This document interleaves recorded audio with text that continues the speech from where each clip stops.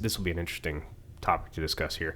I think that many people have a false sense of ego, a false sense of pride, that they've never proven themselves in a hard environment. And because of that, they think, they only know what they know, right? And the hardest environment may be high school sports. It may be college sports. And sure, I'm not taking anything away from that. That's tough training. It's hard work, but it's controlled. It's a controlled environment, right? I was talking with somebody about this the other day about, and those people, they may never have been in a fight before, but they think they'll start shit. They'll start shit with people because they think they've got it. And then they get punched in the mouth and it's like, what just happened? I'm usually the big guy. Nobody messes with me. And now somebody's willing to throw a punch back. Mm-hmm. I don't know what to do.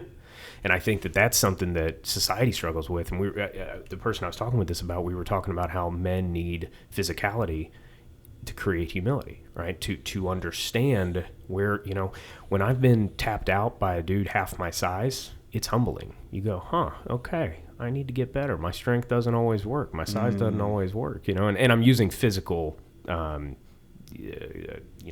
physicality as a comparison here, but this applies to business too. It applies to sales. It applies. Yeah. No, I 100% agree with you. And I think that's the risk is being exposed. Mm-hmm. Like when you walk in and you're not even a white belt, you're wearing street clothes in a jiu-jitsu school. That's like the worst day of jiu-jitsu is the one you're in right now.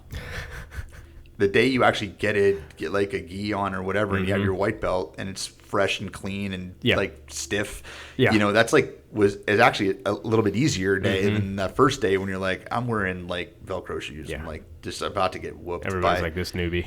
Yeah. And I think, CrossFit gym's the same way mm-hmm. where I talk to somebody about like, I don't know if I can do this. I'm like, what are you talking about? You did the hardest rep ever. I'm like, what'd you do? I'm like, you pulled on that handle and came in here. I'm like, this looks like a savage. Look at all the self-discipline in this year. I'm like, look at them. They're all fit already. This isn't self-discipline. I have to like make them leave. They won't leave. I'm like, we're done here. It's like, oh, really? I'm like, they might be humble. Yeah. They might be. Yeah. You are. It's on display here. And then you can do jiu-jitsu, you can do there. But I think in leadership roles in organizations, it's the same thing. It's mm-hmm. like there's imposter syndrome.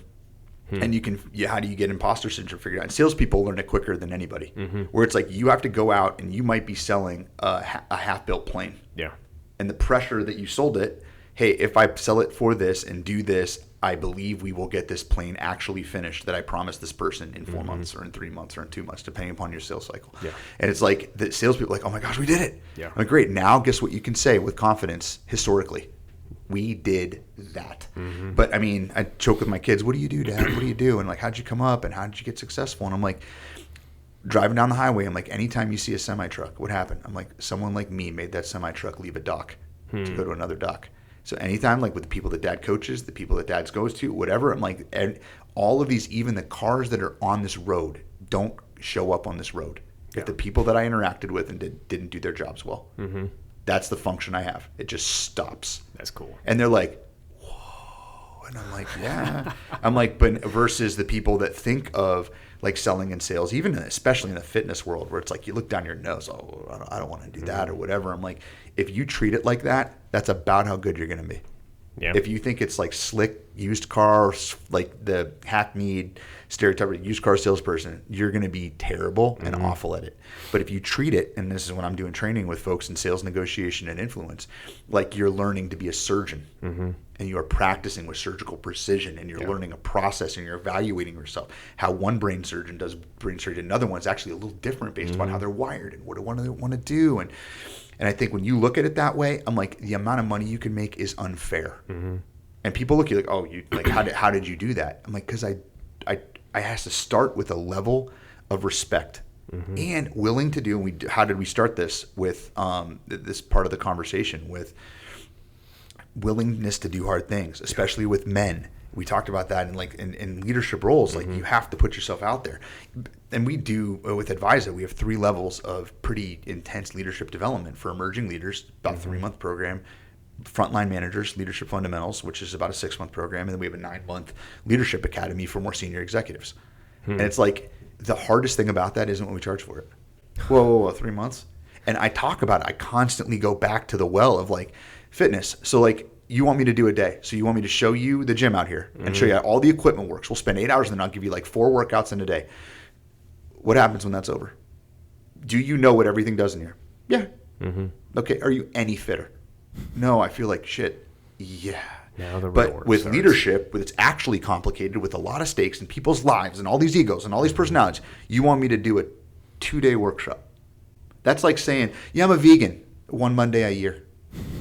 Like, oh, I already worked out. I worked out in January 1st. I did the whole thing. I'm fit for the year. I'm good. It's just asinine when you think about it. Yeah. So when you're trying to grow stronger and everything, I think, and this is another piece that might be useful for folks to hear, is that men haven't done in particular, which is a ministry field for me with my faith, is they've been able to avoid hard things, get away with being the talker. Social media has not helped that.